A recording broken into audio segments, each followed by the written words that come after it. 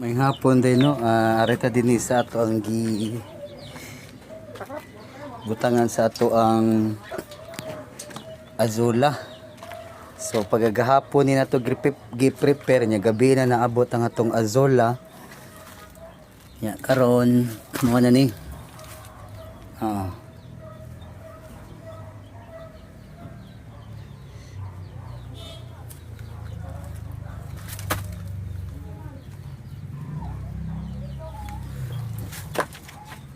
Atong azola no duha ka styro box niya nay paldi o kanang container yan napay nabili no kay napamantay unani. So ang ini kakuha na to kay nam good to siya kanang gasolina. So muwag na to yung kuan yung bawas sa gasolina pwede na to kuan nun kanang lumiton. So katong nasubra kanang nabilin nga azola ato tong ibutang gid sa tuang kuan.